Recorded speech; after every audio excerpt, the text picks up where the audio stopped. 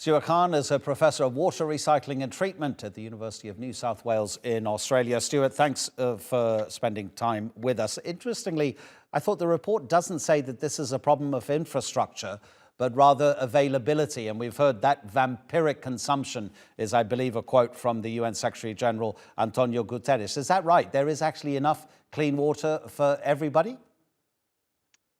The problem is that the clean water that's available is not evenly distributed, and it's not where we need it. It's not close to where some of our biggest cities are, where the biggest demand for clean water is. Yes, potentially, if you take an average, but the world doesn't live in an average situation, and so there is a lot of work that needs to be done in order to improve water availability, especially for big urban cities around the world. Can it be solved just with money?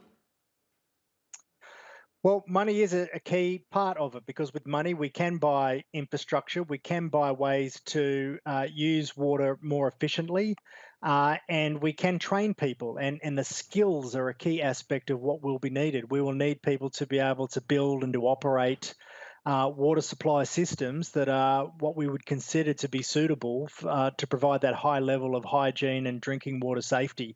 So money is an absolutely essential component, but the money has to pay for the right things.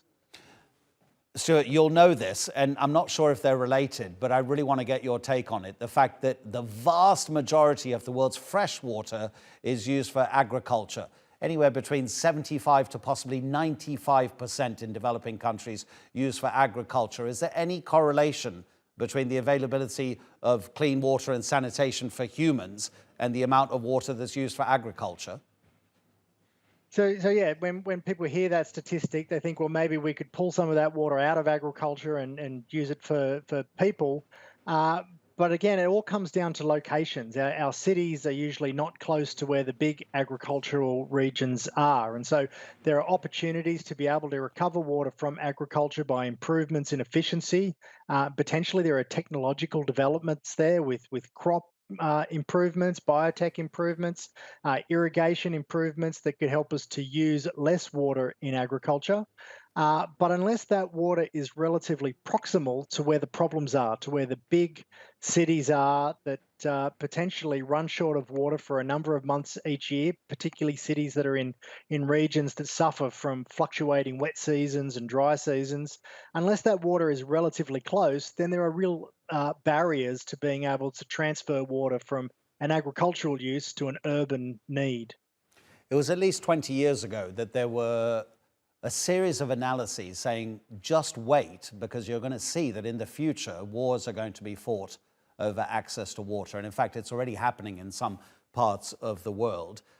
And then if we look further into the future from where we are now, do you see lots of water refugees having to leave where they live simply because without water, we can't stay alive? Absolutely. And many of those are going to be climate refugees because the climate is changing. Climate change is impacting water availability in places where there are large populations. You can't sustain life without adequate water supplies. You can't sustain good sanitation and therefore a healthy population without adequate water and the infrastructure to support it. So yes, we will see people moving around the world as a consequence of water shortages. I think we can all think of big cities that have looked really close to running out of water during extreme droughts over the last decade.